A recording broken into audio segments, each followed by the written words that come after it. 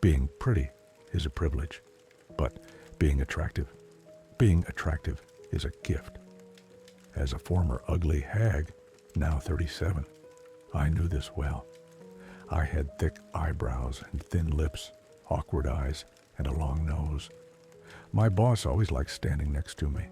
It highlighted just how ugly I was and how good-looking she was. She went out to clubs every night. I stayed home. She slept with her extremely kind golf star husband, and I cleaned up after my asshole drunken one. She had children, and I was infertile. In short, her life was full of excitement and joy, and mine was just as good as my looks. Not at all. "Hi, Gordy. You don't mind if I squeeze in beside you, do you?" she would ask every time we had a company picture to take every year for the past 11. "Go ahead." She will anyway. She just pretended to care what I thought, so everyone could believe she was still an upstanding woman. She also upstaged everyone during the Christmas parties. She brought in the very best desserts and main courses so people would praise her for weeks after. She made sure she snooped around to hear exactly what someone had been wondering about. And if she was their secret Santa, she'd bring it and surprise them. But not me. I remember she blatantly assigned herself to me to flaunt her wealth and bought me a designer dress I could never even wear, 2 sizes too small. Her husband slipped me some money to get it specifically tailored, though. I always thought he was too good for her. Honest mistake. Babel was just excited to get you something, he told me with a wink. He chooses to believe in her. I can't quite blame him when he gets a completely different woman at home. It was after one of these events, I don't remember which, when I was leaving to walk myself back to my old apartment, and I saw it. A booth stood not too far off with a sign that read, "Look into the mirror and receive your rating." A mirror stood nearby and practically towered over me. Some odd-looking metallic lights surrounding the frame, or maybe they were the frame. At the time I was confused, but thinking about that mirrors in general, I feel incredibly sweaty and nervous. I start losing face. PTSD, perhaps. My boss stood beside me that night, reading the sign, and once she understood its function, she immediately became enamored with the mirror, lazily trailing a finger up the framing of it. "Hey, Gordy, would you be a doll and test this thing for me? I don't quite know what I'm doing."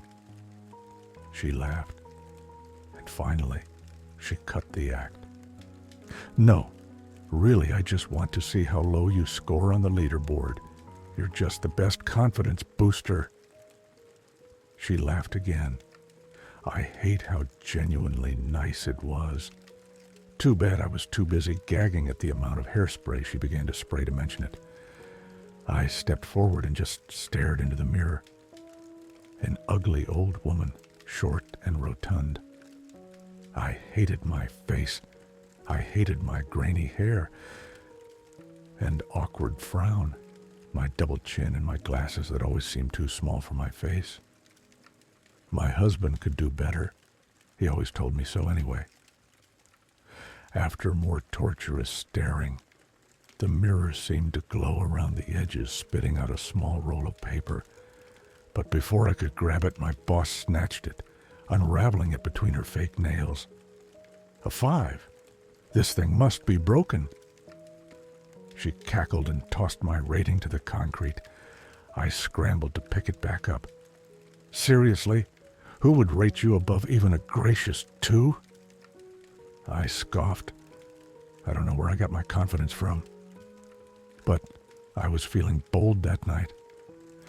"Afraid I scored higher than you?" I spoke too soon because she shoved me out of the way and stepped into the mirror's view. "Watch your mouth, hog," she spat. The mirror caught my eye, and I just ignored her bitching, its glow getting brighter and brighter. Even if it's broken, I'll always be better than you. In a world where dog eats dog, you will always be on the very bottom, neglected and starving, just like your... The longer she went on, the brighter it got, before suddenly she yelped, "It's hot! It's hot! Oh my God, it's hot! Gordy! Gordy, help me!" I could only watch wide-eyed as everything but her face burned alive, her skin shriveling like a rotten fruit. Iron and the smell of plastic filled the air as her clothes and accessories melted away into a puddle, as if she had never been real to begin with. Her flesh and bone, now a molten ooze. Face left behind, I picked up the gooey aloe vera like skin that had been her award-winning smile and trembled as the mirror slowly went dormant and spat out her rating. 1,000, smoking hot.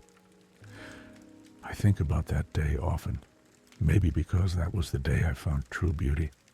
Now I go out to clubs, I climb the ranks, I organize the company pictures, eat at fancy restaurants, stare at my reflection in my new champagne glasses, cook my new family dinner. I only have one problem. No matter how much I avoid it, there's always a brand new mirror waiting for me when I'll least expect it. This time, though, she stares outside of it, waiting for me to get just close enough so that she can take her life back. Or maybe it's the face she wants.